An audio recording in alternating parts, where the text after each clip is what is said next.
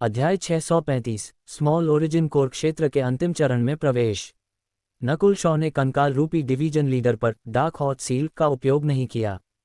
Dark hot seal के अपने फायदे और नुकसान थे। इसका मुख्य लाभ यह था कि लक्ष्य पूरी तरह से उपयोगकर्ता की आज्ञा का पालन करता था, लेकिन वे रोबोट के समान बन जाते थे। उनकी बुद्धि और सोचने का तरीका सीमित हो जाता था और उनकी क्षमताएं भी थम जाती थीं। इसलिए नकुल शॉ ने उस पर इसका प्रयोग नहीं किया। उस डिवीजन लीडर की चालाकी एक ऐसे कठपुतली से बेहतर थी जो केवल आदेश लेना जानती हो। वैसे भी इस समय तक वह कंकाल नकुल शॉ के लिए कोई बड़ा खतरा नहीं रह गया था। इसके अलावा उसके हृदय में पहले से मौजूद डार्क हॉट सीड केवल एक विचार मात्र से उसका जीवन या मृत्यु तय कर सकता था। 1 दर्जन से अधिक नए कौशल सीखने के बाद भी नकुल शॉ का एकांतवास समाप्त नहीं हुआ था। अभी भी 2 महीने बाकी हैं। मुझे अपनी साधना को मजबूत और सुदृढ़ करने की आवश्यकता है। नकुल शॉ ने अपनी आंखें बंद की और साधना जारी रखी। उन्होंने कुछ समय के लिए डेथ डार्क आई को न छूने का फैसला किया। उन्होंने अपना ध्यान 10,000 डिवाइन थॉट्स तकनीक पर केंद्रित किया और लाल रंग के विंड लाइटनिंग को समझने की कोशिश की। साथ ही वे हर 2-3 दिन में एंशियंट ड्रीम रियलम प्राचीन स्वप्न लोक में प्रवेश करते थे। अब वे वहां लंबे समय तक रुक सकते थे और वहां से वे भारी मात्रा में एंशियंट ड्रीम रियलम ऑरा अवशोषित कर रहे थे, जो उनके रक्त, आत्मा और शरीर में समाहित हो रहा था। इस ऑरा से उनकी 10,000 डिवाइन थॉट्स तकनीक भी मजबूत हो रही थी और उनकी आत्मा की शक्ति तेजी से बढ़ रही थी। आधे महीने बाद नकुल की यह तकनीक उस स्तर पर पहुंच गई जहां वे अपने मन को 20 विचारों में विभाजित कर सकते थे। उनकी आध्यात्मिक चेतना और आत्मा दिन ब दिन शक्तिशाली होती गई। अनजाने में ही उनकी आत्मा ग्रेट ओरिजिन कोर क्षेत्र के शिखर पर पहुंच गई थी, जो हाफ स्टेप वॉइड गॉड क्षेत्र से बस 1 कदम नीचे थी। उनकी इस प्रगति को एक दिन में 1000 मील की यात्रा कहा जा सकता था। गॉड स्पिरिचुअल आई उनकी आत्मा में छिपा एक खजाना था। 10,000 डिवाइन थॉट्स उसे खोलने की चाबी थी और एंशियंट ड्रीम रियलम ऑरा एक उत्प्रेरक का काम कर रहा था। अगर इसी तरह चलता रहा तो 2 महीने बाद मेरी आत्मा की शक्ति हाफ स्टेप किंग के बराबर होगी। नकुल शॉ इसके लिए काफी उत्सुक थे। ये तकनीक वास्तव में स्वर्ग श्रेणी की तकनीक कहलाने के योग्य थी, जो वॉइड गॉड क्षेत्र में पहुंचने की संभावनाओं को बढ़ा देती थी। यहां तक कि कुछ सम्राट भी ये तकनीक चाहते थे, लेकिन गोपी भल्ला कभी सहमत नहीं हुए। यद्यपि नकुल की आत्मा हाफ स्टेप वॉइड गॉड की तुलना में कमजोर थी, लेकिन आत्मा शक्ति पर उनका नियंत्रण और उपयोग उनसे कहीं बेहतर था। इसका मतलब था कि अब हाफ स्टेप वॉइड गॉड का इरादा उनके लिए खतरा नहीं था। एक दिन नकुल शॉ ने फिर से एंशियंट ड्रीम रियलम में प्रवेश किया। वे धीरे धीरे उस बंजर भूमि पर चले। अब वे वहां केवल ऑरा सोखने नहीं, बल्कि उस जगह का जायजा लेने भी जाते थे। पिछली बार मैं 4-5 कदम चला था और उस स्थान पर प्रकट हुआ था। नकुल शॉ हर छोटी बात पर ध्यान दे रहे थे। जब भी वे वहां प्रवेश करते, वे उसी स्थान पर पहुंचते जहां से उन्होंने पिछली बार छोड़ा था। आगे घास का एक टुकड़ा था। उस घास तक पहुंचने के लिए मुझे शायद कुछ 1000 कदम चलने होंगे। नकुल 7-8 कदम चले और फिर लंबे समय तक स्थिर रहकर ऑरा अवशोषित किया। निकलने से पहले उन्होंने आगे देखा। वह घास उनका पहला लक्ष्य था और उसके आगे एक जलधारा थी। तभी उनकी गॉड स्पिरिचुअल आई ने आकाश में 4-5 फीट लंबा एक प्राचीन पक्षी उड़ते देखा। कितना भयानक ऑरा है! नकुल के शरीर और आत्मा ने एक शक्तिशाली यह ऑरा महसूस किया। उस पक्षी से निकलने वाली ऊर्जा उसके वंशजों की तुलना में सैकड़ों, यहां तक कि हजारों गुना अधिक शक्तिशाली थी। जैसे ही उस पक्षी को नकुल का आभास हुआ, उसकी लाल आंखें चमक उठीं। धमाका! नकुल का हृदय कांप उठा। उन्हें ऐसा लगा जैसे वे किसी वॉइड गॉड सम्राट का सामना कर रहे हों। पीछे हटो! खतरे को भांपते हुए वे तुरंत वहां से निकल आए। कमरे के भीतर नकुल का शरीर पसीने से तरबतर था। वहां का एक साधारण पक्षी भी इतना शक्तिशाली था। जिस जगह पर वे ठीक से चल भी नहीं पा रहे थे, वहां ऐसे जीव का मुकाबला करना असंभव था। इस घटना ने उन्हें सतर्क कर दिया। अगले 2 महीनों तक नकुल ने कौशल सीखने के बजाय केवल साधना पर ध्यान दिया। उनके कोर सेंटर का क्रिस्टल जैसा बनना अब स्पष्ट दिखने लगा था। इस समय उन्होंने लकड़ी के बक्से से तीसरी वस्तु निकाली, क्रिस्टल कोर पिल। गोपी भल्ला ने उन्हें 3 चीजें दी थीं। ये क्रिस्टल कोर पिल है जो स्मॉल ओरिजिन कोर के शिखर पर बैठे लोगों को ग्रेट ओरिजिन कोर में पहुंचने में मदद करती है। तुम्हारी साधना अभी इसके योग्य नहीं है, लेकिन मैंने देखा कि तुम्हारा कोर सेंटर पहले से ही क्रिस्टल में बदलने लगा है, इसलिए इसका उपयोग अब अच्छे परिणाम दे सकता है। नकुल के दिमाग में गोपी भल्ला की बातें गूंजने लगीं। आमतौर पर मध्य या उत्तर चरण के साधक इसे सहन नहीं कर पाते, लेकिन सम्राट की पारखी नजरों ने नकुल की क्षमता को पहचान लिया था। नकुल शॉ ने वह गोली निगल ली। उसकी ऊर्जा अत्यंत शुद्ध और शक्तिशाली थी। नकुल ने अपनी ऊर्जा का संचार करते हुए उसे अवशोषित करना शुरू किया। उनका शरीर और अस्तित्व पहले से ही उच्च स्तर पर था, इसलिए वे इस ऊर्जा को संभालने में सक्षम थे। जैसे जैसे समय बीता, उनका कोर सेंटर फैलने और सघन होने लगा। 2 महीने बाद उन्होंने पूरी ऊर्जा सोख ली थी। अब उनकी साधना late stage small origin core क्षेत्र में पहुंच चुकी थी। उनका कोर सेंटर लगभग पूरी तरह क्रिस्टलीय हो चुका था और उसका आकार भी बढ़ गया था। अब डेमिगॉड फॉरगॉटन गार्डन खुलने में केवल कुछ ही दिन बचे हैं। नकुल ने एक लंबी सांस ली। अंतिम दिनों में उन्होंने खुद को स्थिर करने के लिए फिर से एंशिएंट ड्रीम रियलम में प्रवेश करने का निर्णय लिया। इस बार वे बहुत सावधान थे। दूसरी ओर ट्रू मार्शल सेक्रेड लैंड के सभी प्रतिभाशाली युवा भी तैयारी कर रहे थे। सम्राट संकृष्ण बाला के महल में विक्की झांग ने भी अपनी सफलता की घोषणा की। 10,000 एंशिएंट रेस के रक्त और क्रिस्टल कोरपिल की मदद से विक्की झांग अब खुद को नकुल शॉ से बहुत आगे समझने लगा था और उसे पूरा विश्वास था कि वह नकुल को धूल चटा देगा। इसी बीच 1000 डार्कनेस सेक्रेड क्लैन के एक गुप्त तहखाने में साजिशें रची जा रही थीं। टूवानली और एम्परर ऑफ डेथ मृत्यु का सम्राट के अनुयायी नकुल शॉ को खत्म करने की योजना बना रहे थे। जैसे ही वह डेमिगॉड फॉरगॉटन गार्डन में प्रवेश करेगा, कोई भी नकुल शॉ को नहीं बचा पाएगा। सौभाग्य से सम्राट गोपी भल्ला भी वहां नहीं हैं। ये सबसे सही मौका है। मुस्कुराते हुए उस युवक की आंखों में एक ठंडी क्रूरता थी। गार्डन के भीतर नकुल शॉ के लिए खतरा और रोमांच दोनों ही चरम पर होने वाले थे। अध्याय 636 फॉरगॉटन गार्डन का खुलना। 1000 डार्कनेस सेक्रेड क्लैन के मुख्य आध्यात्मिक शिखर पर बैंगनी धुंध से ढके एक जंगल में। शीएर, भले ही तुम्हारे पास 10,000 एंशिएंट रेस का प्रसिद्ध रक्त ब्लडलाइन है, लेकिन ये युद्ध प्रकार का रक्त नहीं है। शांतनु के खिलाफ तुम्हारे जीतने की संभावना 50% से अधिक नहीं है। एक बांस के कमरे से आवाज आई। कमरे के अंदर अंधेरा था और एक सुखद सुगंध फैली थी। वहां सितारों जैसी आंखों वाली एक अद्वितीय सुंदरी खड़ी थी। उसके बाल जमीन को छू रहे थे और वह किसी देवी के समान प्रतीत हो रही थी। भले ही वह शांतनु सेक्रेड लैंड का नंबर 1 प्रतिभाशाली युवा है, लेकिन वह मुझसे कई बार हार चुका है। सुरभि ने अपने बालों को छुआ और थोड़ी अनिच्छुक दिखी। उसके सामने चांदी के बालों वाली एक आकृति बैठी थी, जिससे असीमित शक्तिशाली ऊर्जा निकल रही थी। उस आकृति का लिंग पहचानना कठिन था। वह वहां मौजूद भी लग रही थी और साथ ही हवा के एक गोले जैसी भी। हे, तुम मेरी सबसे उत्कृष्ट शिष्या हो। मैं हर 500 साल में एक बार खुलने वाले डेमिगॉड फॉरगॉटन गार्डन के लिए बिना तैयारी के कैसे रह सकता हूँ। उस आकृति ने धीरे से अपना हाथ खोला। श्वा, एक अद्वितीय बैंगनी रंग के यूनिकॉर्न का सींग सुरभि की हथेली पर आ गिरा। यह सुरभि थोड़ी हैरान थी। उस बैंगनी सींग में मानसिक ऊर्जा का एक गहरा प्रभाव था, लेकिन वह कोई हथियार नहीं लग रहा था। इसके साथ तुम डेमिगॉड फॉरगॉटन गार्डन में लगभग बेजोड़ रहोगी। यहाँ तक कि शांतनु भी तुमसे सावधान रहेगा। उस आकृति ने हल्के से मुस्कुराते हुए कहा।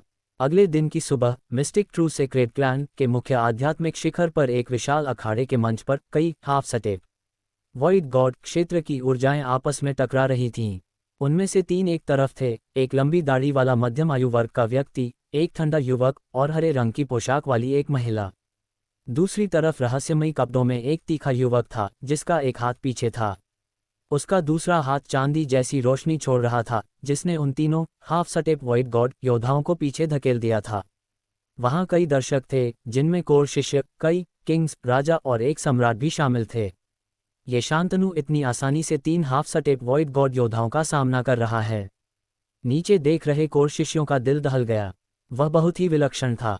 Shantanu mistake true sacred clan का मुख्य शिष्य था और पूरे सेक्रेड लैंड का सबसे शक्तिशाली प्रतिभाशाली युवा था। 10,000 एंशिएंट रेस के रक्त वाली सुरभि को छोड़कर कोई भी उसके सामने 10 से अधिक चालों तक नहीं टिक सका था। तीनों योद्धाओं के इरादे इंटेंस अचानक एक हो गए और शांतनु की ओर बढ़े। ऐसा लगा जैसे आत्मा के आयाम में टकराव के कारण ब्रह्मांड की ऊर्जा जम गई हो। नीचे खड़े शिष्य सांस लेने तक की हिम्मत नहीं कर पा रहे थे। टूटा। शांतनु के चारों ओर चांदी की रोशनी चमकी। धमाका। आत्मा के आयाम के भीतर एक जोरदार विस्फोट हुआ, जो भौतिक आयाम में भी महसूस किया गया। उस क्षण मंच के चारों ओर की सुरक्षात्मक ढालें एरेस धुंधली पड़ गईं। Void God intent. हर कोई चर्चा करने लगा। बाम बाम बाम। तीनों हाफ सटेप वॉइड गॉड योद्धाओं के दिल दहल गए। वे उस वार से पीछे जा गिरे और उनके मुंह से खून टपकने लगा। एक किंग का इरादा, क्या शांतनु किंग बन गया है? नहीं, उसकी साधना अभी भी हाफ सटेप वॉइड गॉड क्षेत्र में है, लेकिन उसकी आत्मा ने वास्तविक वॉइड गॉड क्षेत्र किंग का इरादा बना लिया है। दर्शकों के बीच खलबली मच गई। इस क्षण सभी प्रतिभाशाली युवाओं ने शांतनु को सम्मान और प्रशंसा की दृष्टि से देखा। वास्तविक वॉइड गॉड इंटेंट बनाने का मतलब था कि शांतनु के मार्ग में अब कोई बाधा नहीं थी। एक नया किंग इंटेंट आकाश में गूंज उठा। शांतनु अब स्वर्ग के साथ एक होता हुआ प्रतीत हो रहा था। उसकी शक्ति अब किसी सामान्य ओरिजिन कोर योद्धा को आसानी से मार सकती थी। शांतनु केवल 30 साल का था और उसके पास स्पेशियल स्पिरिट बॉडी और हेवन स्पिरिट बॉडी जैसे अद्वितीय गुण थे। दुनिया में साधना के शरीरों को मर्टल, स्पिरिचुअल, अर्थ और हेवन श्रेणियों में बांटा गया है। शांतनु के पास सर्वोच्च हेवन श्रेणी का शरीर था। अपने बगीचे के भीतर नकुल शॉ ने अपनी आंखें खोली क्योंकि उन्होंने मुख्य आध्यात्मिक शिखर पर एक नए किंग इंटेंट को महसूस किया। वह शांतनु है। नकुल शॉ का मन कई विचारों में विभाजित होकर हवा में उछला। पिछले कुछ दिनों में उन्होंने अपनी साधना को मजबूत करने के लिए भारी मात्रा में एंशिएंट ड्रीम रियलम ऑरा सोख लिया था। लेकिन जैसे ही उन्होंने सफलता पाई, उन्होंने सेक्रेड लैंड के नंबर 1 प्रतिभाशाली युवा शांतनु की भव्यता देखी। शांतनु शीर्ष 10 प्रतिभाशाली युवाओं में सबसे ऊपर था। वह शेंग और मेंग के बीच संघर्ष का नेतृत्व कर रहा था। शेंग शांतनु का प्रतिनिधित्व करता था, जिसके पीछे 3 सितारा मिस्टिक ट्रू सेक्रेड क्लैन था, और मेंग सुरभि का, जिसके पीछे 3 सितारा थाउजेंड डार्कनेस सेक्रेड क्लैन था। जैसे जैसे डेमिगॉड फॉरगॉटन गार्डन खुलने का दिन करीब आया, एकांतवास में गए शिष्य बाहर आने लगे। नकुल शॉ ने भी साधना बंद कर दी और गार्डन के बारे में जानकारी पढ़ना शुरू किया। ये गार्डन वास्तव में पर्पल सेंट रूइंस से भी ऊंचे स्तर का एक गुप्त क्षेत्र था।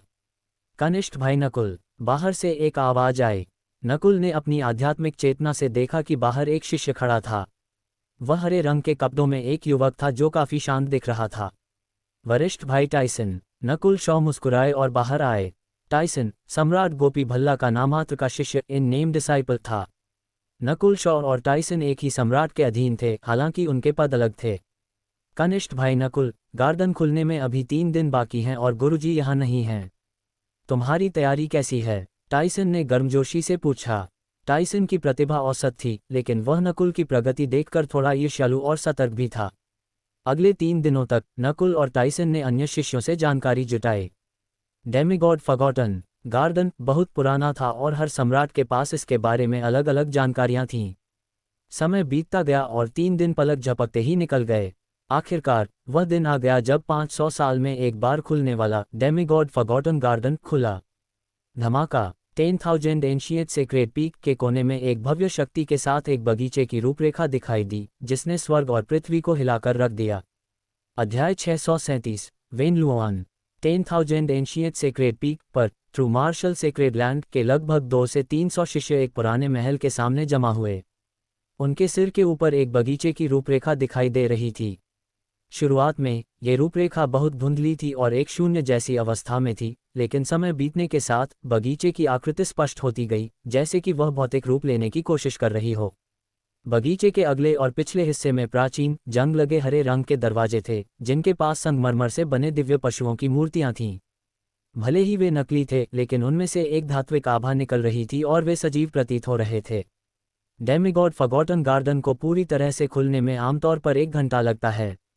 नकुल शॉ के कान में टाइसन की आवाज आई। नकुल और Tyson mistake true sacred clan की भीड़ के बीच खड़े थे। प्रवेश द्वार के नीचे मौजूद इंजीनियर्सों में 2 प्रमुख सेक्रेड क्लैन और 33 2 स्टार संप्रदायों के शिष्य शामिल थे। मिस्टिक ट्रू सेक्रेड क्लैन के पास 50 स्थान थे, जबकि सामान्य 2 स्टार संप्रदायों के पास केवल 5। 10,000 लाइटनिंग सेक्ट जैसे शक्तिशाली संप्रदायों के पास 10 स्थान थे, जबकि गोल्डन माउंटेन सेक्ट के पास सिर्फ 5। गार्डन खुलने से पहले टाइसन ने नकुल को शीर्ष 10 जीनियसों और अन्य शक्तिशाली हस्तियों के बारे में बताया। Shantanu mistake true sacred clan का नेतृत्व कर रहा था। उसके बाद चे यिलिन और सीनियर मार्शल ब्रदर नान थे, जो दोनों ग्रेट ओरिजिन कोर क्षेत्र के अंतिम चरणों में पहुंच चुके थे। विक की झांक की नज़र भी नकुल पर पड़ी और उसका चेहरा उतर गया।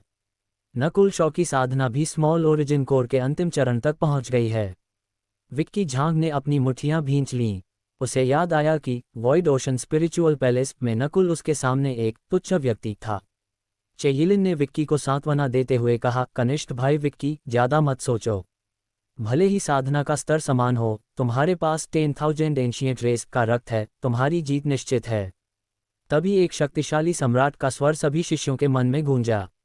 ये रेगुलेशन एल्डर, नियमों के संरक्षक थे। उन्होंने आदेश दिया कि गार्डन के भीतर जाने के बाद सभी शिष्य एक दूसरे की मदद करेंगे और आपस में नहीं लड़ेंगे। टाइसन के परिचय की मदद से नकुल ने अन्य विशेषज्ञों को भी पहचाना। वह सुर भी है। शीर्ष 10 जीनियसों में केवल वही शांतनु का मुकाबला कर सकती है। नकुल की नज़र नीले लिबास वाली उस लड़की पर पड़ी। उसके चेहरे की सुंदरता और सितारों जैसी आंखें किसी देवी जैसी थीं। कितनी अजीब रक्त आभा, ब्लडलाइन और है। उसे देखते ही नकुल के मन में उसे बचाने की इच्छा जागृत हुई, लेकिन तभी उनकी गॉड स्पिरिचुअल आई, ईश्वरीय आध्यात्मिक आंख धड़की और वे उस मायावी भावना से बाहर आ गए। नकुल ने निष्कर्ष निकाला कि सुरभि की शक्ति सीधे आत्मा पर प्रभाव डालती है। तभी सुरभि की नज़र नकुल पर पड़ी। एक भारी दबाव नकुल की आत्मा पर महसूस हुआ। शांतनु और अन्य जीनियसों ने भी नकुल को गौर से देखा। नकुल ने एक ऐसी नज़र महसूस की जो शत्रुता और मारने के इरादे से भरी थी। नकुल शॉ, जीवन ऐसा ही है। हम फिर मिल गए। इस बार हम एक ही मंच पर नाचेंगे। थाउजेंड डार्कनेस सेक्रेड क्लैन के एक मुस्कुराते हुए युवक ने नकुल को देखा। टाइसन ने बताया, वह वेन लुओआन है, जो हाल ही में क्लैन में शामिल हुआ है। वह इस बार का सबसे बड़ा डार्क हॉर्स अप्रत्याशित विजेता हो सकता है। वेन लुओआन की साधना ग्रेट ओरिजिन कोर के अंतिम चरण में थी और उससे एक खतरनाक दबाव महसूस हो रहा था। टाइसन ने 10,000 लाइटनिंग सेक्ट के लेई जेन के बारे में भी चेतावनी दी, जिसके पास प्राचीन बिजली की आध्यात्मिक शक्ति थी। लेई जेन ने मन ही मन सोचा, विंड लाइटनिंग एम्परर की विरासत। अगर हमारे संप्रदाय से उन्होंने तकनीकें नहीं सीखी होती तो वे इतने प्रसिद्ध नहीं होते। जैसे जैसे समय बीता, गार्डन की रूपरेखा पूरी तरह स्पष्ट हो गई। ऐसा लगा जैसे अंतरिक्ष के दो बुलबुले आपस में मिल गए हों। डेमिगॉड फॉरगॉटन गार्डन एक ऐसा गुप्त क्षेत्र था जिसे एक डेमिगॉड अर्धदेव ने स्वर्ग विरोधी शक्तियों से बनाया था। गार्डन खुलने वाला है। दोनों हरे दरवाजे खुल गए। शांतनु और सुरभि बिजली की गति से भीतर दाखिल हुए। उनके पीछे पीछे अन्य जीनियस भी अंदर चले गए। कनिष्ठ भाई नकुल, अंदर जाते ही क्लैन के अन्य शिष्यों से मिल जाना, टाइसन ने चेतावनी दी और अंदर कूद गया। नकुल ने सिर हिलाया और पीछे बैंगनी बिजली की एक परछाई छोड़ते हुए गायब हो गए। लेई जेन ने पीछे से देखा और बुदबुदाया, तो यह पर्पल डिस्ट्रक्शन विंड लाइटनिंग है। जैसे ही अंतिम शिष्य अंदर गया, दोनों हरे दरवाजे धुंधले होकर बंद हो गए। नकुल शॉ का शरीर एक पुराने जंगल में उतरा। वहां उतरते ही गार्डन के भारी दबाव ने उन्हें घेर लिया। यहाँ की अंतरिक्ष शक्ति सेक्रेड लैंड से कहीं अधिक शक्तिशाली थी। स्मॉल ओरिजिन कोर वाले लोग यहाँ उड़ भी नहीं सकते थे और ग्रेट ओरिजिन कोर वाले भी बड़ी मुश्किल से हवा में रह पा रहे थे। बाहर जो हमला मीलों तक तबाही मचा सकता था, वह यहाँ केवल 10-20 गज तक ही सीमित रह गया था। गति से लेकर हमला करने की शक्ति तक यहाँ सब कुछ प्रतिबंधित था। नकुल ने सावधानी से कदम आगे बढ़ाए। असली चुनौती अब शुरू हुई थी। अध्याय 638, एक एकाकी का विश्वास।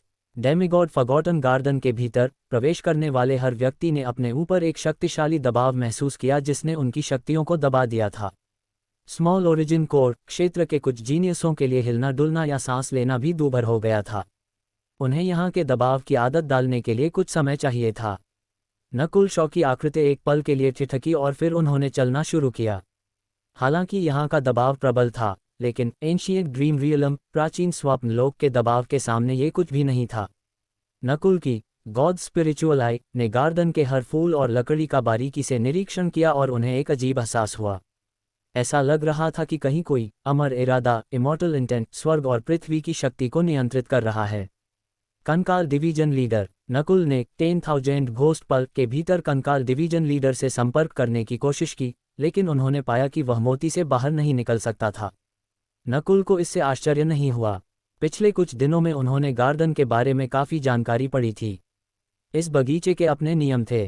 पहला नियम यह था कि प्रवेश करने वालों को बिना किसी बाहरी मदद के अपनी शक्तियों पर निर्भर रहना होगा।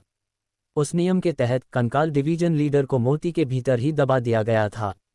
फिर नकुल ने नन्हे चोर बिल्ली लिटिल थीविंग कैट तक पहुंचने की कोशिश की और वह सफल रही। म्याऊं म्याऊं, वह छोटी बिल्ली नकुल के कंधे पर प्रकट हुई। ऐसा इसलिए था क्योंकि वह नकुल का पालतू जीव थी। पालतू जानवर इस प्रतिबंध के दायरे में नहीं आते थे, अन्यथा डेमिगॉड फॉरगॉटन गार्डन में बीस्ट टैमर्स, पशुओं को वश में करने वाले, कुछ भी नहीं कर पाते। उसी समय गार्डन के एक अन्य कोने में मुस्कुराते हुए युवक वेन लुओवान ने अपनी कलाई पर बंधे एक काले कंगन को देखा। वेन टिल्ड टिल्ड, कंगन धीरे से हिला और उसके भीतर से एक वॉइड गॉड क्षेत्र का ऑरा निकला। तीसरे राजकुमार, यहाँ का डेमिगॉड इरादा स्वर्ग और पृथ्वी को नियंत्रित करता है। मैं आपकी मदद नहीं कर सकता, कंगन के भीतर से एक आवाज आई। डेमिगॉड फॉरगॉटन गार्डन वाकई साधारण नहीं है। चलो धीरे धीरे इस खेल का आनंद लेते हैं, वेन लुओवान मुस्कुराया। बगीचे के भीतर जिन जीनियसों ने धोखाधड़ी करने की कोशिश की थी, उनके चेहरों पर निराशा छा गई। यहाँ हर प्रकार की बाहरी सहायता बेकार थी। हालांकि कुछ भी पूर्णतः असंभव नहीं था। ये सफल रहा। जैसा कि गुरुजी से उम्मीद थी, वे एक मिस्टिक लाइट क्षेत्र के पवित्र स्वामी हैं जिन्होंने बहुत पहले यहाँ ये तरकीब छोड़ दी थी। सुरभि ने अपना हाथ पलटा और उसकी हथेली में एक बैंगनी यूनिकॉर्न का सींग दिखाई दिया। ये सींग एक साधारण उपकरण जैसा लग रहा था, इसमें कोई संग्रहित शक्ति या बाहरी मदद नहीं थी। फिर भी इसे पाकर सुरभि आत्मविश्वास से मुस्कुराए। अगर ऐसा है तो मैं पहले 100 फ्लावर गार्डन जाऊंगी, फिर 10,000 ट्रेजर्स टॉवर या शायद हॉट हीलिंग पैलेस की ओर। एक योजना के साथ सुरभि की आकृति वहां से ओझल हो गई। गार्डन के दबाव के बावजूद उसकी गति अत्यंत तीव्र थी। भले ही इसका नाम एक बगीचा था, लेकिन वास्तव में यह एक विशाल गुप्त क्षेत्र था जिसमें कई खजाने थे, पर साथ ही खतरे भी कम नहीं थे। योजना के अनुसार मुझे सबसे पहले पर्पल स्मोक लेक, बैंगनी धुंध वाली झील जाना चाहिए।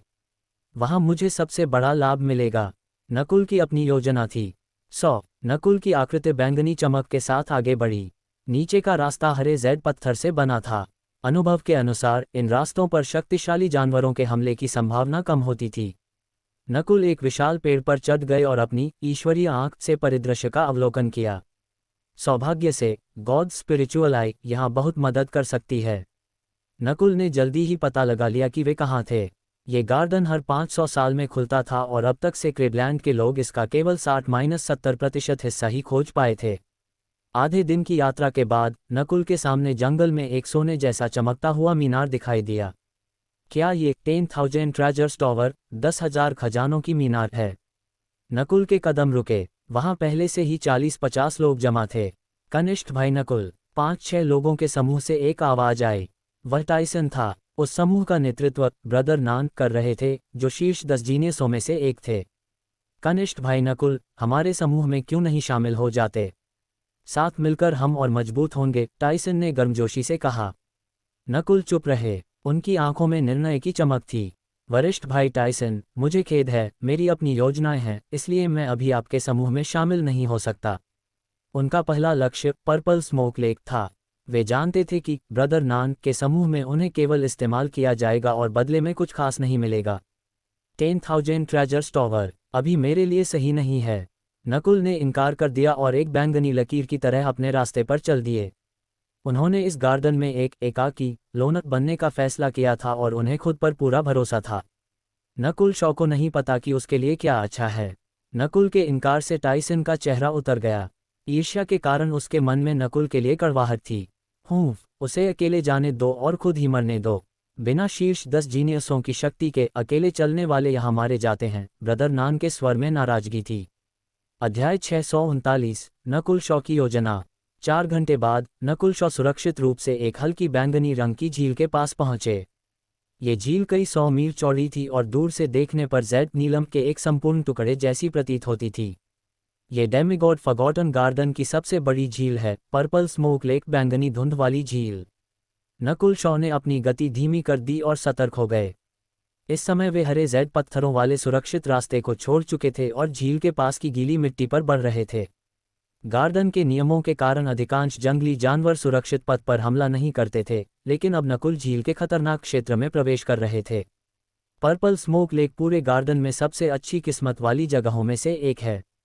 यहाँ कई अद्वितीय खजाने और संसाधन हैं।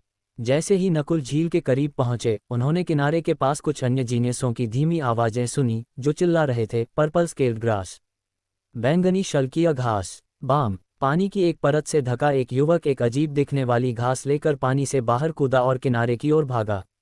उसके पीछे दांत दिखाते हुए दर्जनों मछलियां पड़ गईं। इनमें सबसे कमजोर मछली ट्रू लॉर्ड रैंक की थी और सबसे शक्तिशाली ओरिजिन कोर क्षेत्र तक पहुंच चुकी थी। पर्पल स्केल्ड ग्रास एक ऐसी घास थी जो शरीर को मजबूत बनाती थी और वॉइड गॉड क्षेत्र से नीचे के किसी भी साधक के लिए अत्यंत लाभकारी थी। बाहर की दुनिया में ये लगभग विलुप्त हो चुकी थी। मेरी मदद करो, वह युवक चिल्लाया जब सैकड़ों मछलियों ने उस पर हमला कर दिया। गार्डन के भारी दबाव के कारण सामान्य साधक यहाँ उड़ नहीं सकते थे। हालांकि वह युवक जल तत्व की तकनीकों में माहिर था, लेकिन मछलियों की संख्या बहुत अधिक थी। किनारे पर मौजूद उसके दो साथियों ने उसकी मदद करने की कोशिश की, लेकिन तभी झील से एक विशाल काली आकृति उभरी। सावधान, यह एक प्राचीन मगरमच्छ है। उन शिष्यों ने हमला किया, लेकिन मगरमच्छ की खाल इतनी सख्त थी कि उन पर कोई असर नहीं हुआ। उस प्राचीन मगरमच्छ ने युवक पर छलांग लगा दी। युवक अपनी जान बचाकर भागने में तो सफल रहा, लेकिन उसे अपना एक पैर गंवाना पड़ा। झील के जानवरों की संख्या और शक्ति हमारी कल्पना से कहीं अधिक है। नकुल शॉ ने ये सब देखा और सोचने लगे, वे जल्दबाजी में नहीं थे।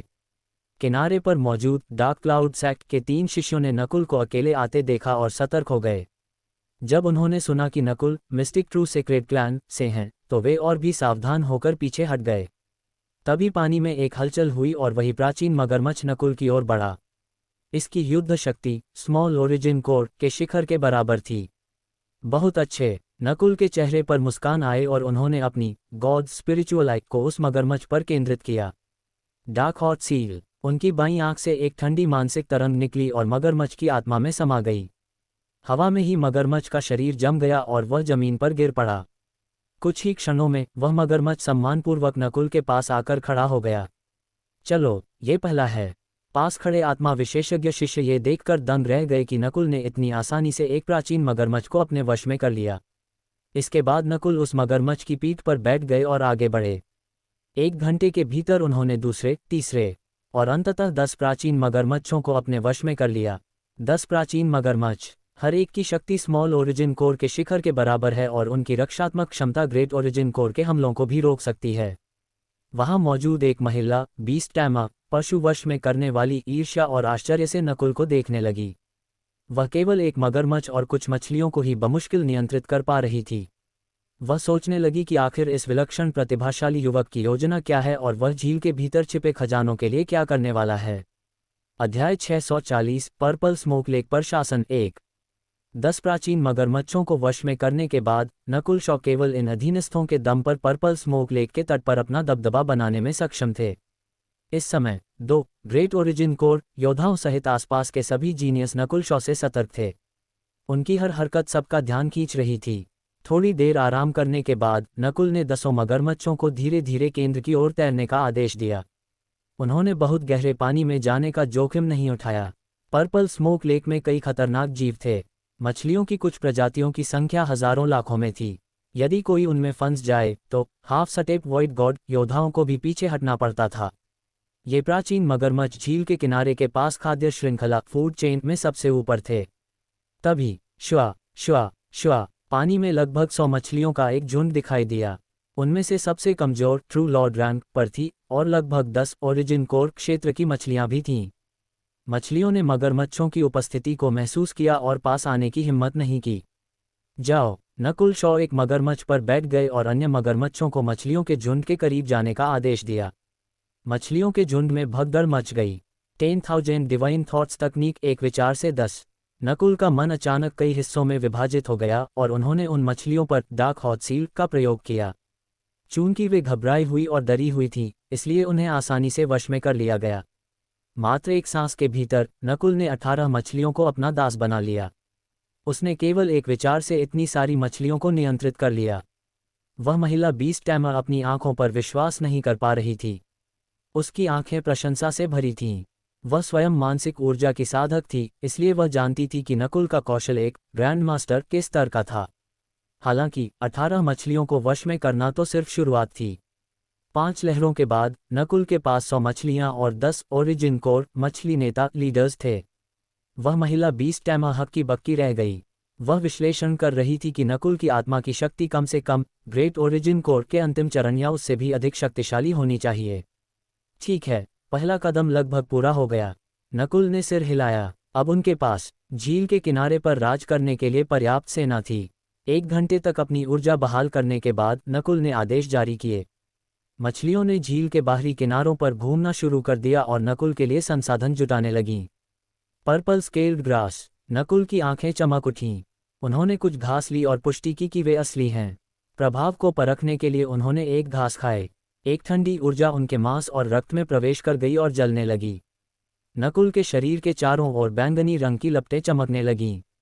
एक सामान्य साधक को इसे सोखने में आधा महीना लगता, लेकिन नकुल ने इसे बहुत जल्दी पचा लिया। जैसे जैसे समय बीतता गया, नकुल की सेना ने कई संसाधन एकत्र किए, विशेष रूप से पर्पल स्केल्ड ग्रास। 18, 19, 20। नकुल हर घंटे घास खाते रहे। जब उन्होंने 10 टुकड़े खा लिए तो उन्हें अपने रक्त में एक अजीब बदलाव महसूस हुआ। उनके शरीर के भीतर एक गहरा बैंगनी रंग का जल ऑरा, वाटर ऑरा बन गया था।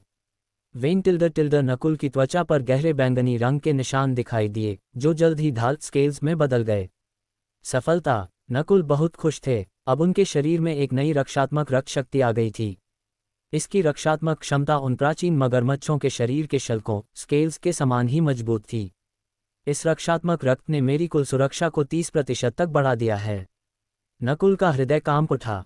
उन्होंने रक्त की सांद्रता बढ़ाने के लिए और घास खाना जारी रखा।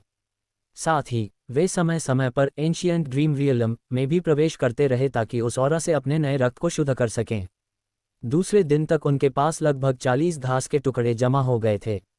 वे जितनी तेजी से खा रहे थे, उससे कहीं ज्यादा तेजी से उनकी सेना उन्हें लाकर दे रही थी। उनकी यह फसल देखकर अन्य जीनियस ईर्ष्या से जल रहे थे। गार्डन खुले 1.5 दिन बीत चुके थे। झील के पास जमा 20-30 जीनियस नकुल की सफलता देख रहे थे। 20 प्राचीन मगरमच्छ और 400 मछलियां। 20 टैमर नकुल को ऐसे देख रही थी जैसे वह इंसान न हो। झील के दूसरे कोने पर एक मामूली स्मॉल ओरिजिन कोर वाला लड़का 90% संसाधनों पर कब्जा कर रहा है। उसकी सेना ने यहाँ के आधे से ज्यादा खजाने ले लिए हैं। हमारे लिए तो चबाने के लिए हड्डियां भी नहीं बचीं। 5-6 जीनियस गुस्से में इकट्ठा हुए। उनमें से 2 ग्रेट ओरिजिन कोर क्षेत्र के थे। एक सूखे और मुरझाए चेहरे वाला व्यक्ति था जो घोस्ट कॉप्स प्रेत शव विद्या का विशेषज्ञ था, और उसके पास कंकालों की सेना थी, जिसमें एक स्वर्ण कंकाल गोल्डन स्केलेटन भी शामिल था। वे अब नकुल की सत्ता को चुनौती देने की योजना बना रहे थे। अध्याय 641। बैंगनी धुआं झील पर प्रभुत्व दो। भाई जीयू, तुम 1000 अंधकार पवित्र कुल से आते हो और आत्मा के मार्ग में निपुण हो। उस लड़के का ध्यान केवल तुम ही रख सकते हो। एक 2 तारे संप्रदाय के प्रतिभाशाली ने सुझाव दिया। ये सुनकर अन्य सभी प्रतिभाशाली सहमत हो गए, जिसमें तलवार मार्ग का अभ्यास करने वाला युवक भी शामिल था। नकुल शॉ 3 तारे रहस्यमय सच्चे पवित्र कुल से आता था, इसलिए 2 तारे संप्रदाय के सामान्य प्रतिभाशाली उससे टकराने की हिम्मत नहीं करते थे। उनकी निगाहें मुरझाए चेहरे वाले भाई जीयू पर टिक गईं। ठीक है। भाई जीयू की आंखों में चमक आई। वह उनके समूह में सबसे शक्तिशाली था। बैंगनी धुआं झील के भीतर नकुल शॉ एक प्राचीन मगरमच्छ पर बैठा हुआ था। उसके नियंत्रण में मछलियों की सेना कई मील के दायरे में अत्यंत सक्रिय थी।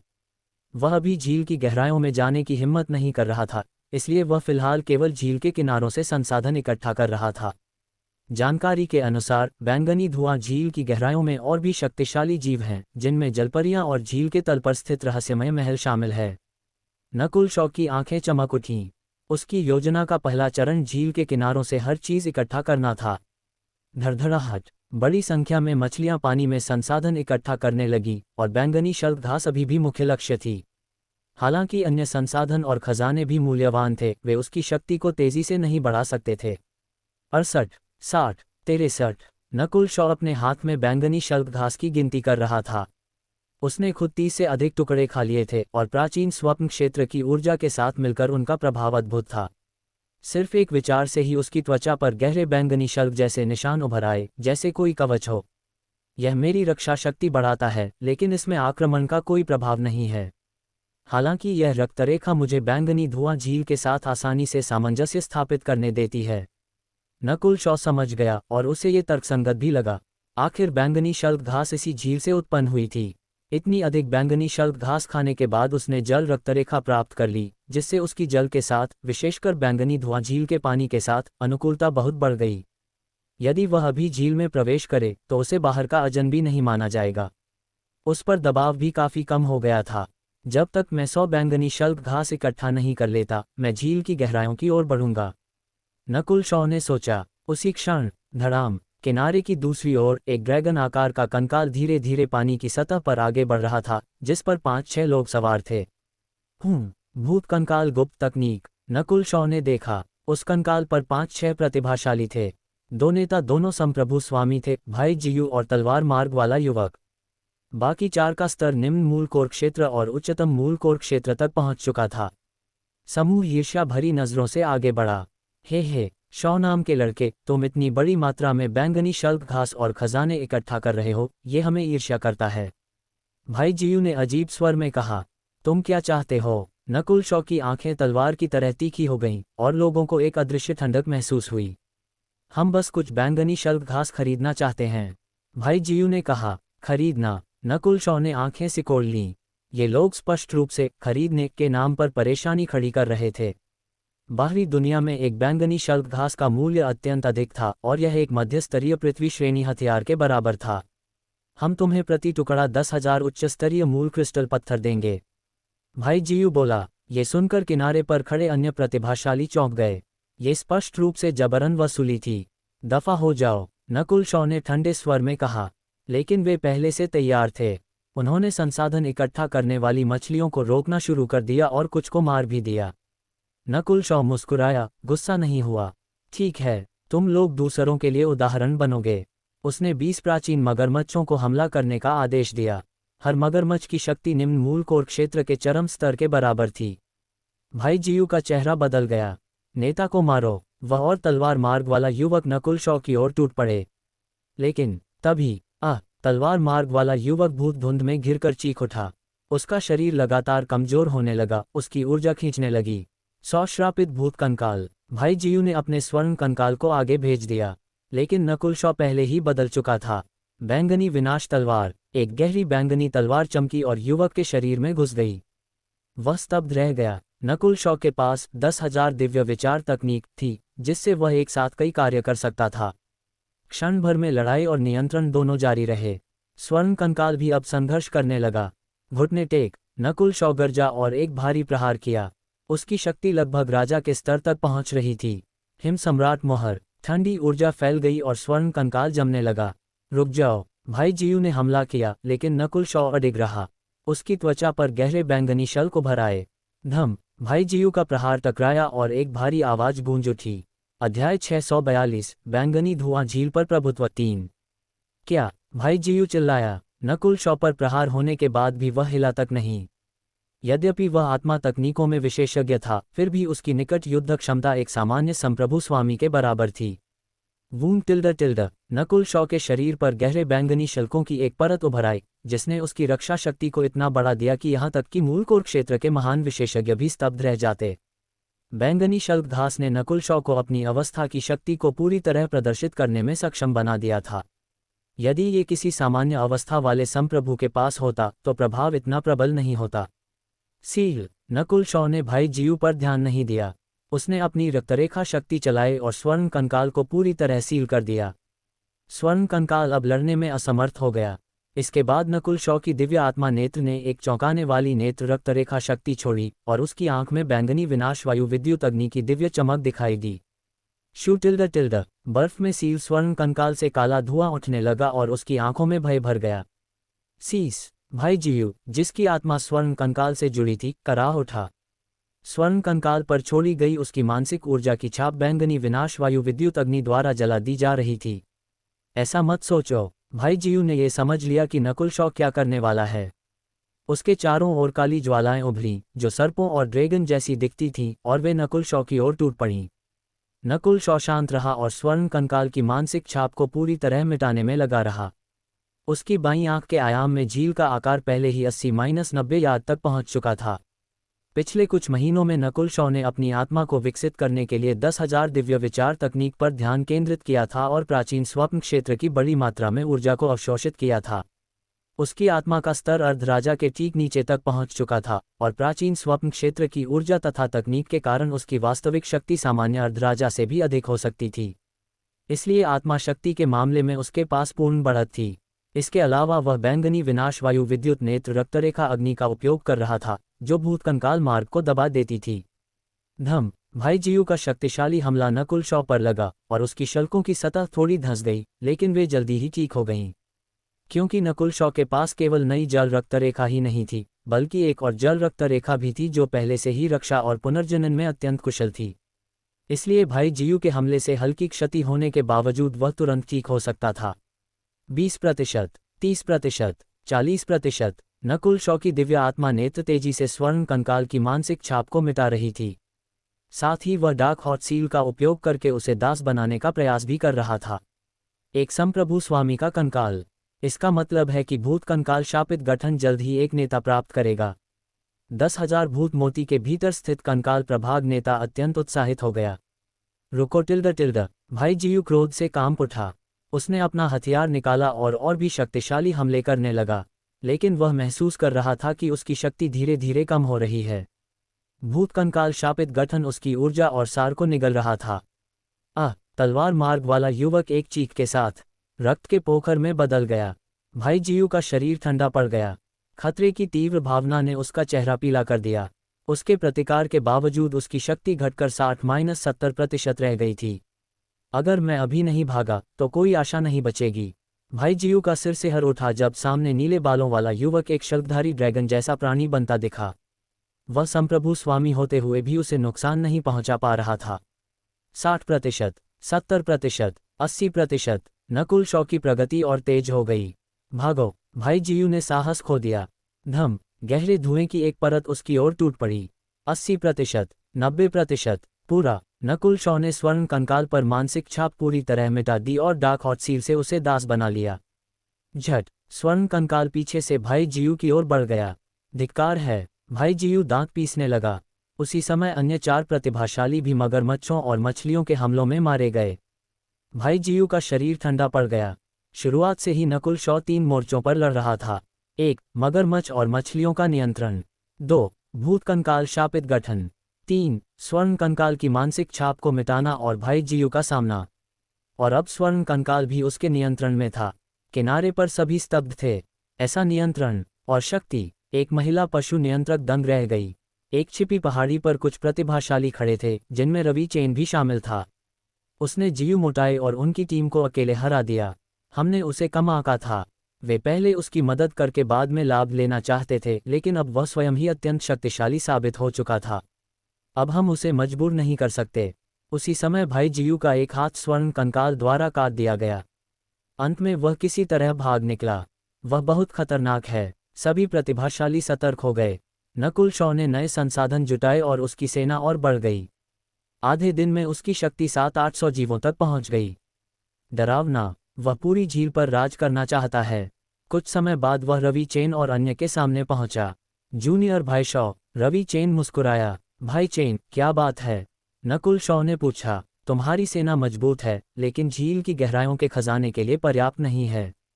वहां जलपरियां और यहां तक कि शून्य देवता स्तर की मौजूदगियां भी हैं। अध्याय 643, जलपरियों का राज्य। भाई चेन का क्या विचार है? नकुल शॉ ने आंखें सिकोड़ लीं। ये स्पष्ट था कि रवि चेन ने उसकी योजना को समझ लिया था। बैंगनी धुआं झील की गहराइयों से खजाने इकट्ठा करने की इच्छा। इसका अर्थ ये भी था कि रवि चेन महत्वाकांक्षी था। बैंगनी धुआं झील की गहराइयां दिव्य आध्यात्मिक बाग में एक निषिद्ध क्षेत्र थीं। वहां केवल शक्तिशाली जीव ही नहीं थे, सबसे महत्वपूर्ण बात यह थी कि वहां जलपरियां रहती थीं। जलपरियां केवल किंवदंतियों में मिलने वाली एक जाति थीं, जिनकी बुद्धिमत्ता और प्रतिभा मनुष्यों से कम नहीं थी। पूर्व की सूचनाओं के अनुसार झील में जलपरियों की संख्या बहुत अधिक थी, इतनी कि उन्हें एक छोटा सा राज्य कहा जा सकता था। उनमें राजा स्तर की जलपरियां भी थीं, जिन्हें जलपरी राजा कहा जाता था। पिछले हर बार जब दिव्य आध्यात्मिक बाग खुला, बहुत कम लोग जलपरियों के राज्य में प्रवेश करने की हिम्मत करते थे। यहाँ तक कि शून्य देवता क्षेत्र के विशेषज्ञ भी पूरे जलपरी राज्य से लड़ना कठिन पाते थे। मैं आशा करता हूं कि भाई नकुल बड़े हित को ध्यान में रखते हुए हमारे साथ मिलकर बैंगनी धुआं झील की गहराइयों से संसाधन इकट्ठा करें। जलपरियों के आंसुओं का मूल्य बैंगनी शल्क घास से भी अधिक है। रवि चेन ने गंभीरता से कहा। जलपरियों के आंसू, बस इतना ही? नकुल शॉ मुस्कुराया। हर किसी के पास दिव्य आध्यात्मिक बाग की जानकारी थी और सभी यहाँ रहस्यमय सच्चे पवित्र कुल से आए थे। जलपरियों के आंसू वास्तव में बैंगनी शल्क घास से अधिक मूल्यवान थे। जहां बैंगनी शल्क घास शरीर और रक्तरेखा को मजबूत करती थी, वहीं जलपरियों के आंसू आत्मा पर प्रभाव डालते थे। कहा जाता था कि ये आंसू आत्मा को शुद्ध करते हैं और शून्य देवता क्षेत्र की समझ को आसान बनाते हैं। यह अकेला गुण ही उन्हें अत्यंत आकर्षक बनाता था। इसके अलावा ये आंसू आत्मा की चोटों को ठीक करते थे और हृदय राक्षसों को दूर करते थे। इन्हें जल तत्व के आत्मिक उपकरण बनाने में भी प्रयोग किया जा सकता था।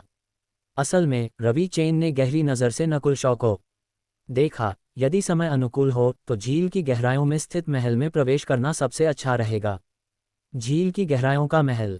रहस्यमय सच्चे पवित्र कुल के शिष्यों की आंखें चमक उठीं। सूचनाओं के अनुसार ये महल जलपरियों द्वारा पीढ़ियों से संरक्षित स्थान था। कहा जाता है कि यह महल दिव्य देव का मदिरालय है, जहां अमर स्रोत मदिरा और ब्रह्मदेव मदिरा रखी हुई है। अतीत में जलपरियां दिव्य देव के लिए शराब बनाती थीं। रवि चेन रुका। वह मानता था कि नकुल शॉ को ये अफवाहें पहले से पता होंगी। हजारों साल पहले एक प्रतिभाशाली शिष्य ने दिव्य आध्यात्मिक बाग में प्रवेश किया था और एक जलपरी राजकुमारी के प्रेम में पड़ गया था। उसकी मदद से उसने कुछ अमर स्रोत मदिरा और ब्रह्मदेव मदिरा चुरा ली थी। कुछ वर्षों बाद वह शिष्य शून्य देवता क्षेत्र में पहुंच गया और अंततः सम्राट बन गया। ये सब उन्हीं मदिराओं की वजह से हुआ था। ये दोनों मदिराएं पूरे ब्रह्मांड में भी अत्यंत दुर्लभ थीं। अमर स्रोत मदिरा व्यक्ति की अवस्था को बढ़ाती है और जीवन को 1000 वर्ष बढ़ा सकती है। ब्रह्मदेव मदिरा व्यक्ति को गहन अवस्था में ले जाकर उसे राजा की समझ प्राप्त करने में मदद करती है। नकुल शॉ की आंखें चमक उठीं। रवि चेन की जानकारी लगभग उसकी अपनी जानकारी के बराबर थी। यदि ये दोनों मदिराएं मिल जाएं, तो सामान्य संप्रभु के शून्य देवता क्षेत्र तक पहुंचने की संभावना बहुत बढ़ जाती थी। नकुल शॉ को ब्रह्मदेव मदिरा अधिक चाहिए थी, लेकिन दोनों मिल जाएं तो सबसे अच्छा था। हालांकि वहां पहुंचना अत्यंत खतरनाक था। राजा स्तर के जीव भी जलपरी राज्य को पार करना कठिन पाते थे। तो भाई नकुल का क्या विचार है? रवि चेन मुस्कुराया। टीम बनाना ठीक है, लेकिन संसाधन कैसे बांटे जाएंगे? नकुल शॉ ने सीधा सवाल किया। पहले आप हमें 50 बैंगनी शल्क घास दे ताकि मैं और भाई जियांग अपनी शक्ति बढ़ा सकें। फिर संसाधनों का बंटवारा 30-70 होगा, और महल में प्रवेश के बाद हर कोई अपने दम पर होगा। रवि चेन ने कहा, मैं अकेला हूं और मुझे 30% और तुम 5 लोग 70%। नकुल शॉ हंसा। ये स्पष्ट रूप से अनुचित था। तुम बहुत लालची हो, रवि चेन ने कहा। लेकिन कोई समझौता नहीं हुआ। अंत में वे अलग हो गए। नकुल शॉ आगे बढ़ा और अपनी सेना को गहराई में ले गया। कुछ घंटों बाद उसके पास 100 बैंगनी शल्क घास हो गई, लेकिन अब उनका प्रभाव कम हो चुका था। अब उसका ध्यान झील की गहराइयों पर था। जैसे जैसे वह आगे बढ़ा, जीव और शक्तिशाली होते गए। उसकी सेना को भी नुकसान होने लगा। आधे दिन बाद धम, एक विशाल जल राक्षस सामने प्रकट हुआ। जल राक्षस। नकुल शॉ चौंका। वह लगभग अर्धराजा स्तर का था। आइस सोल नेत्र। उसने अपनी नेत्र रक्तरेखा शक्ति खोली। Dark hot seal. जल राक्षस संघर्ष करने लगा, लेकिन अंततः उसे धीरे धीरे नियंत्रित कर लिया गया। अब उसकी सेना और भी शक्तिशाली हो गई। अब मैं जलपरियों के राज्य में जा सकता हूँ, नकुल शॉ ने सोचा। तभी पीछे से एक नई सेना आ रही थी। भाई तू, वह लड़का आगे है, भाई जियू ने दांत पीसकर कहा। अध्याय 644, पवित्र भूमि के शीर्ष 10 प्रतिभाशालियों में से एक से युद्ध। भाई तू, उस लड़के की सेना आगे है। इस समूह में 1 दर्जन से अधिक लोग थे और 1000 अंधकार पवित्र कुल के प्रतिभाशाली लोग उनके नेता थे। एक हाथ वाले भाई जियू भी उनमें शामिल था। पास खड़े लोगों की नज़र काले शल्कों वाले विशालकाय पर पड़ी। तू जियू सिंह, पवित्र भूमि के शीर्ष 10 प्रतिभाशालियों में से एक। 10 से अधिक मील दूर रवि चेन, विक्की जियांग और रहस्यमय सच्चे पवित्र कुल के अन्य शिष्यों के चेहरे बदल गए। तू जियू सिंह 1000 अंधकार पवित्र कुल से था और उसकी साधना महान मूल कोर क्षेत्र के अंतिम चरण तक पहुंच चुकी थी। वह पवित्र भूमि के शीर्ष 10 प्रतिभाशालियों में से एक था। इसके अलावा उसके पिता शून्य देव क्षेत्र के राजा तू वानली थे। जियू मोताई ने इतनी जल्दी सहायता पाली, रहस्यमय सच्चे पवित्र कुल के एक कोर शिष्य ने ठंडी हंसी हंसी। तू जियू सिंह और उसकी टोली पीछे से नकुल शॉ का पीछा कर रहे थे। ये स्पष्ट था कि उनके इरादे अच्छे नहीं थे। अगर मेरा अनुमान सही है तो तू जियू सिंह निश्चित रूप से नकुल शॉ को मारने की कोशिश करेगा। रवि चेन की आंखें चमक उठीं। कुछ महीने पहले तू जियू सिंह के पिता तू वानली को सम्राट दुवानमू के शून्य देव प्रक्षेपण के सामने अपमान सहना पड़ा था, और इसका कारण नकुल शॉ था। अब नकुल शॉ ने 1000 अंधकार पवित्र कुल के एक शिष्य को घायल किया था और उसके पास कई खजाने भी थे। भाई तू, उस नकुल शॉ के पास शायद 100 से अधिक बैंगनी शल्क घास और कई अन्य कीमती खजाने हैं। भाई जियू ने होंठ चाटे। मैं जाकर उसे पकड़ता हूँ।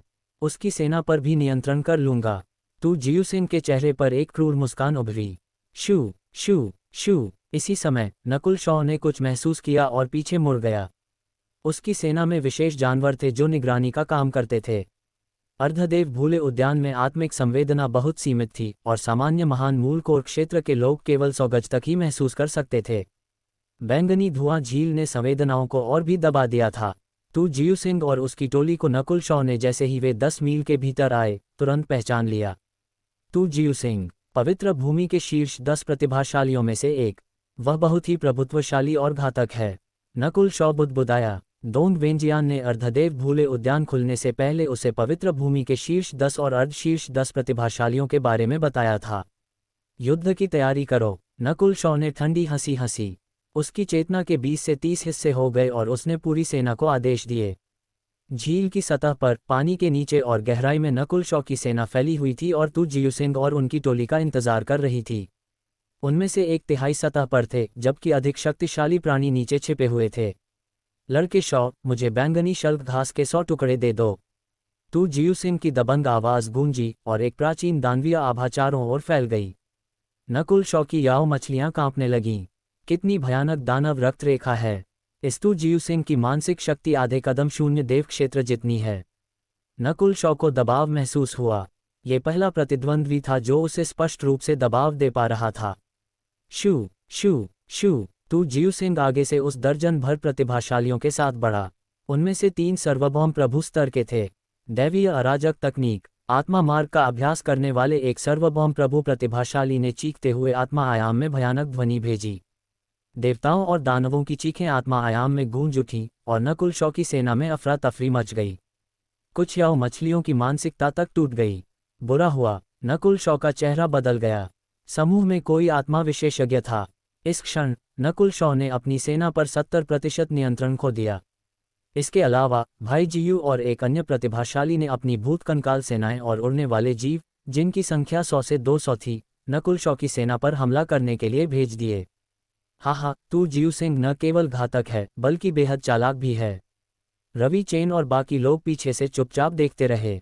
हमें बस इंतजार करना है कि नकुल शॉ मजबूर होकर हार जाए और हमसे मदद की भीख मांगे। तभी हमारे पास बातचीत में बढ़त होगी। विक्की जियांग का चेहरा ठंडा था। तू जियू सिंह की टोली ने बिजली जैसी तेजी से हमला किया और नकुल शॉ की सेना को अराजकता में डाल दिया, जबकि तू जियू सिंह स्वयं सामने से नकुल शॉ की ओर बढ़ा। पहले नेता को पकड़ो। तू जियू सिंह की रणनीति भाई जियू जैसी ही थी, लेकिन उसकी शक्ति कहीं अधिक थी। तुम अभी मेरे सामने घुटने टेक दो। तू जियू सिंह गरजा और एक गहरी दानवीय आभा 100 गज तक फैल गई। धम। एक जलते हुए दानव ड्रैगन की छाया उसके हाथ के वार के साथ दिखाई दी। उसकी शक्ति की लहरों ने आसपास के कुछ जीवों को मार दिया और 2 प्राचीन मगरमच्छ भी नष्ट हो गए। टूटो। नकुल शॉ ने हवा में छलांग लगाए और हथेली से प्रहार किया। बिजली कड़की और हवा गरजी और बैंगनी पवन विद्युत का एक ड्रैगन प्रकट हुआ। धम। दोनों हमले टकरा गए। दानवीय आग चारों ओर फैल गई और हवा व बिजली विस्फोट कर गई। झटके की लहर ने आसपास के सभी जीवों को चूर चूर कर दिया। अच्छा हुआ कि मैंने ये लड़ाई हवा में चुनी। नकुल शॉ पीछे हट गया। उसके शरीर पर गहरे बैंगनी शल्क उभर आए और वह सुरक्षित रहा। दूसरी ओर तंग तंग तंग। तू जियू सिंह पीछे हट गया और उसने अपने रक्त को स्थिर किया। उसके शरीर पर कुछ जलने के निशान थे। इस नकुल शॉ का शरीर बहुत भयानक है और उसकी रक्षा को तोड़ना कठिन है। तू जियू सिंह का चेहरा बदल गया। वह निकट युद्ध में माहिर था, लेकिन यहाँ वह पीछे पड़ रहा था। आक्रमण में वह मजबूत था, लेकिन नकुल शॉ की रक्षा उससे अधिक थी। इसके अलावा उसकी पुनर्प्राप्ति गति भी नकुल शॉ जितनी तेज नहीं थी। आ चीखें गूंज उठीं। धम धम। झील की गहराई से शक्तिशाली जीव बाहर आए। 2 बड़े जल सर्पों ने मुंह खोला और एक एक प्रतिभाशाली को निगल लिया। नकुल शॉ के असली अधीनस्थ पहले से ही झील की गहराई में छिपे हुए थे। एक साथ तू जियू सिंह से लड़ना और उसकी सेना को नियंत्रित करना। भाई जियू और आत्मा मार्ग का प्रतिभाशाली दोनों स्तब्ध थे। इसके बाद जो हुआ उसने सबको चौंका दिया। धम। एक विशाल लहर के साथ एक विशाल तंतु वाला राक्षस भंवर से बाहर आया। क्या? उसके तंतु तू जियू सिंह की ओर बढ़े। पट पट पट। तू जियू सिंह ने तुरंत खून की उल्टी की और उसका शरीर डगमगा गया। नकुल शॉ ने ठंडी हंसी हंसी, लेकिन वह स्वयं युद्ध में नहीं उतरा। उसने भूतशव शापित गठन को सक्रिय किया और अपनी सेना से बाकी प्रतिभाशालियों को खत्म करने लगा। तू जियुसिंग की टोली शिकारी से शिकार बन गई थी। तू जियुसिंग ने भयानक शक्ति के साथ लड़ते हुए रास्ता बनाया और तंतु वाले राक्षस को घायल कर दिया। जैसा सोचा था, पवित्र भूमि के शीर्ष 10 प्रतिभाशाली नकुल शॉ ने मानसिक ऊर्जा को केंद्रित कर एक तीखी स्पाइक बनाए। मानसिक ऊर्जा भला, एक ठंडी नीली स्पाइक तू जियुसिंग की आत्मा में घुस गई। तू जियुसिंग दर्द से चिल्लाया और पीछे हट गया। उसकी टोली का आधा हिस्सा मारा जा चुका था। अंततः तू जियुसिंग और बचे हुए कुछ लोग पीछे हट गए। इस लड़ाई में नकुल शॉ ने भी काफी नुकसान उठाया, लेकिन उसने अधिकांश जीव खोए जो वैसे भी कमजोर थे।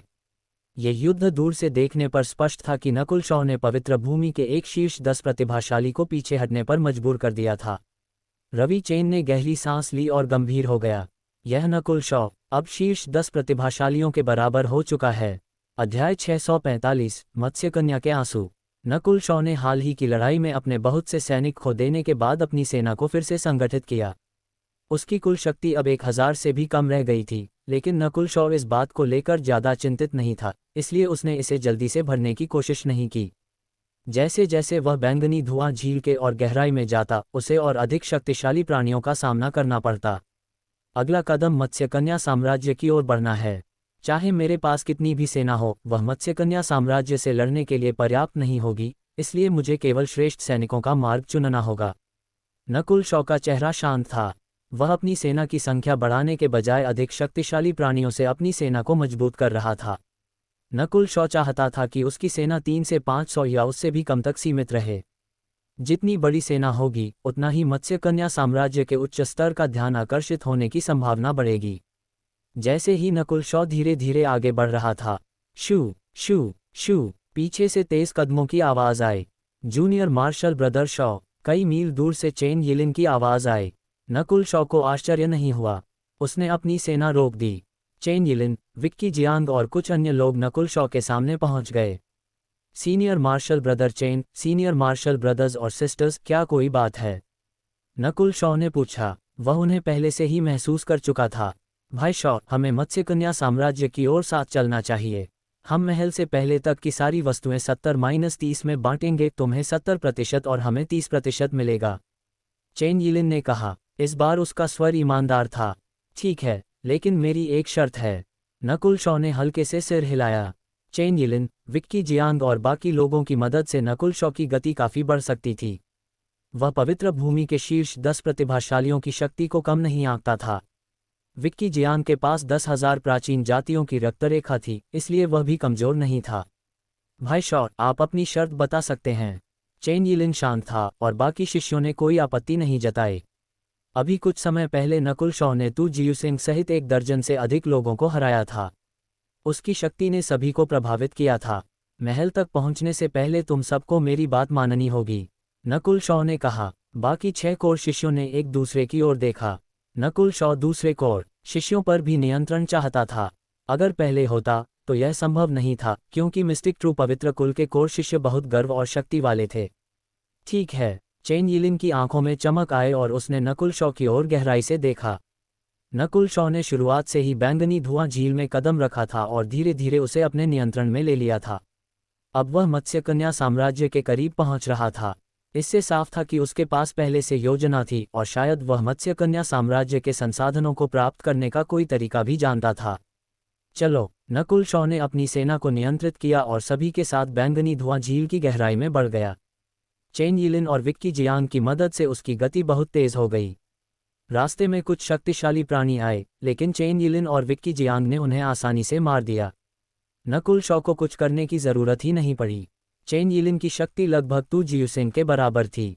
वह एक ही वार में कुछ सार्वभौम प्रभु स्तर के प्राणियों को मार सकता था। विक्की जियांग और भी विशेष था। जब वह 10,000 प्राचीन जातियों की रक्तरेखा की आभा छोड़ता तो कई प्राणी डरकर प्रतिरोध ही नहीं करते थे। इसलिए यात्रा बहुत सुगम रही और नकुल शॉ ने इस दौरान भूतशव शापित गठन से कई शक्तिशाली प्राणियों को निगल लिया।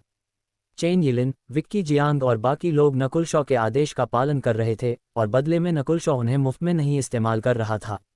उसने उन्हें 10 बैंगनी शल्क घास दी और उनकी आभा को बैंगनी धुआं झील के साथ अधिक अनुकूल बनाया। चेन यिलिन और विक्की जियांग दोनों और चाहते थे, लेकिन नकुल शॉ ने समान मूल्य की वस्तु देने की शर्त रखी।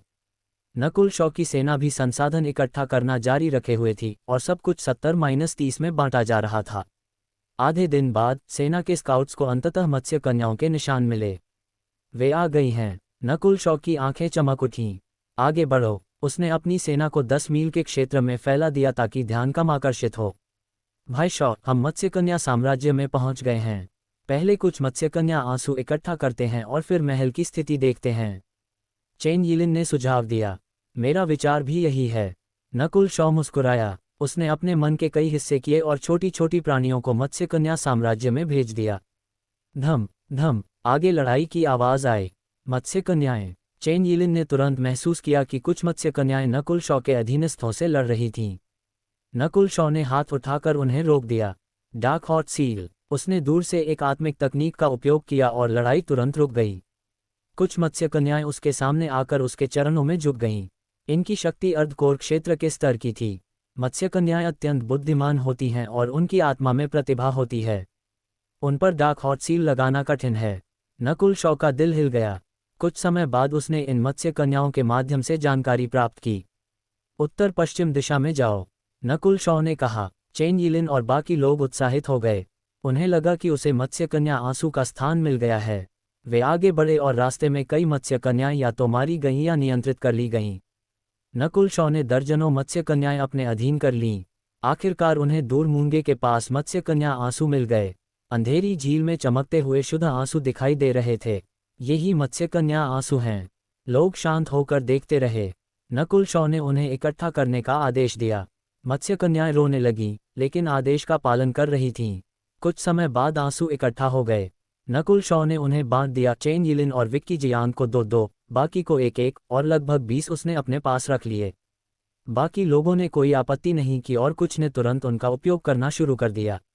अध्याय 646, शहद जाल। मुझे नहीं पता मत्स्यकन्या के आंसुओं का प्रभाव कैसा होता है।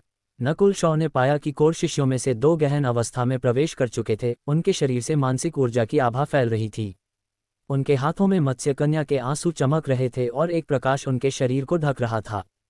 कुछ समय बाद दोनों कोर शिष्य आंखें खोलकर बाहर आए। उनकी आंखें निर्मल और स्पष्ट थीं। उनकी आत्मा शुद्ध हो चुकी थी और उनकी आभा में हल्का परिवर्तन आया था। हालांकि उनकी साधना में कोई बदलाव नहीं हुआ, नकुल शॉ जानता था कि उनकी आत्मा मजबूत हो गई है। ये समझना आवश्यक था कि शून्य देव क्षेत्र की इच्छा को समझना आत्मा पर निर्भर करता था। इसी कारण मत्स्यकन्या के आंसू शून्य देव क्षेत्र को समझने में सहायक थे। बेशक इसका मतलब यह नहीं था कि सफलता की संभावना निश्चित रूप से बढ़ जाएगी। केवल ब्रह्मदेव मदिरा में ऐसा प्रभाव था। फिर भी आधे कदम शून्य देव क्षेत्र से नीचे वालों के लिए मत्स्यकन्या के आंसू बहुत उपयोगी थे। जब आत्मा मजबूत होती है तो भविष्य में कुल शक्ति भी बढ़ती है। नकुल शॉ ने आह भरी और अचानक उसे एक व्यक्ति याद आया, सिद्धार्थ ग्रिफिन। जितने भी प्रतिभाशाली उसने देखे थे उनमें सिद्धार्थ ग्रिफिन की प्रतिभा सबसे कम थी। फिर भी उसकी इच्छा और आत्मा एक अकल्पनीय स्तर तक पहुंच चुकी थी। आज भी नकुल शॉ सिद्धार्थ ग्रिफिन की आत्मा को पूरी तरह समझ नहीं सकता था। इसे आजमाते हैं। नकुल शॉ ने कुछ मत्स्यकन्या के आंसू निकाले और आंखें बंद कर लीं। प्राचीन मत्स्यकन्याओं का संगीत उसके कानों में गूंजने लगा। स्वाद, पीड़ा, खट्टापन, तीखापन और दर्द सब कुछ शुद्ध रूप में उसके हृदय में प्रवाहित होने लगा। उसकी आत्मा समय के प्रवाह से गुजरती प्रतीत हुई। दर्द, उदासी, प्रेम और सुंदरता उसकी आत्मा को धोते गए। मत्स्यकन्याएं एक रहस्यमय प्राचीन जाति थीं जो बहुत कम रोती थीं। केवल वे ही रोती थीं जिनके भीतर अतुलनीय प्रेम होता था। हर एक आंसू किसी मत्स्यकन्या के प्रेम का प्रतीक था। इस शुद्ध मानसिक ऊर्जा के भीतर नकुल शॉ की आत्मा और स्पष्ट होती गई। अचानक उसके मन में एक स्मृति चमक उठी। जब वह छोटा था, एक बैंगनी कपड़ों में सजी एक सुंदर युवती, जिसकी आंखें निर्मल थीं, उसके सामने आई। वह बैंगनी छाया हमेशा पीछे से उसे देखती रहती थी। फिर जब वे दोबारा मिले, दोनों गले मिले। वे पड़ोसियों की तरह करीब थे। दृश्य फिर बदल गया। उसके मन में अजीब दृश्य चमकने लगे, असहायता, दुख और निराशा। एक शांत सफ़ेद कपड़ों वाली लड़की उसके मन में प्रकट हुई, जैसे किसी चित्र की देवी हो। तो मेरे पास भी कभी ये था। नकुल शॉ की आत्मा और शुद्ध हो गई और उसकी बाईं आंख की आयाम झील चमक उठी। हर बूंद अत्यंत स्पष्ट थी। कुछ ही समय में उसकी आत्मा शुद्ध हो गई। हालांकि उसकी आत्मा मजबूत नहीं हुई, लेकिन वह और स्पष्ट हो गई। उसकी आत्मा का रूप भी उसके मन में दिखाई देने लगा। क्या यही मैं हूँ? नकुल शॉ ने स्वयं को बेहतर समझा और फिर वास्तविकता में लौट आया। 1 घंटे बाद उसने लगभग 10 मत्स्यकन्या आंसुओं का उपयोग कर लिया था। अंत में उसका मन जल की तरह शांत हो गया। भाई शॉ, स्थिति अच्छी नहीं है, मत्स्यकन्या साम्राज्य ने हमारे निशान खोज लिए हैं। रवि चेन की आवाज आई। नकुल शॉ ने आंखें खोलीं। उसकी आंखों में बहुरंगी प्रकाश क्षण भर को चमका और फिर क्रिस्टल जैसी स्पष्टता रह गई। पता लग जाना समय की बात थी। नकुल शॉ आश्चर्यचकित नहीं था। उसने अपनी फैली हुई इकाइयों से स्थिति समझ ली थी। बहुत सारी मत्स्यकन्याएं मारी या गुलाम बना ली गई थीं। साम्राज्य को देर सवेर पता चलना ही था। हमें जल्दी करना होगा, इससे पहले कि उच्च अधिकारी हमें पकड़ लें, रवि चेन ने कहा। लेकिन सामने खड़ा नीले बालों वाला युवक शांत था। उन्होंने केवल कुछ मत्स्यकन्याओं का पता खोया है, अभी उच्च अधिकारी तुरंत कार्रवाई नहीं करेंगे। जहां तक मुझे पता है, मत्स्यकन्या राजा पिछले 10 वर्षों से साधना में लीन है, नकुल शॉ ने धीरे से कहा। अब उनके सामने 2 विकल्प थे। पहला, पीछे हटना। दूसरा, महल में प्रवेश करना। दूसरा विकल्प अत्यंत खतरनाक था। नकुल शॉ, क्या तुम्हारे पास कोई तरीका है? विक्की जियांग ने पूछा। बहुत आसान है, नकुल शॉ मुस्कुराया। जैसा पहले हुआ था उसी तरीके से। कुछ हजार साल पहले एक प्रतिभाशाली ने मत्स्यकन्या राजकुमारी से प्रेम करके महल में प्रवेश किया था। लेकिन इस बार वही तरीका काम नहीं करेगा, सबने कहा। कौन कहता है? नकुल शॉ मुस्कुराया। हमारे बीच ही वह व्यक्ति है जो ये कर सकता है। सबने चारों ओर देखा। वह तुम हो। नकुल शॉ की नज़र विक्की जियांग पर रुकी। क्या? विक्की जियांग लगभग उछल पड़ा। मत्स्यकन्याएं शक्तिशाली और उच्च रक्तरेखा वालों को पसंद करती हैं, और राजकुमारी भी ऐसे ही लोगों में रुचि रखती है, नकुल शॉ ने समझाया। विक्की जियांग ने विरोध किया, लेकिन अंत में उसे मानना पड़ा। कुछ समय बाद उसे मत्स्यकन्याओं द्वारा पकड़ लिया गया। उसे राजकुमारी के महल में भेज दिया गया। मत्स्यकन्या राजकुमारी ने जब सुना कि एक मानव आया है, तो उसकी आंखों में रुचि जग गई। उसे मेरे पास लाओ। महल में? मानव? राजकुमारी ने विक्की जियांग को ऊपर से नीचे तक देखा और उसे छूने लगी। विक्की जियांग शर्म से लाल हो गया और मन ही मन नकुल शॉ को कोसने लगा। लेकिन उसके भीतर थोड़ी आशा भी थी। उसने अपनी रक्तरेखा छोड़ी। ये तो 10,000 प्राचीन जातियों की रक्तरेखा है। राजकुमारी चौंक गई और उसकी आंखों में चमक आ गई। विक्की जियांग खुश हो गया। लेकिन अगले ही पल, तुम जरूर मानव जासूस हो। फिर वही चाल। ये योजना किस मूर्ख ने बनाई? विक्की जियांग लगभग खून उगलने को था।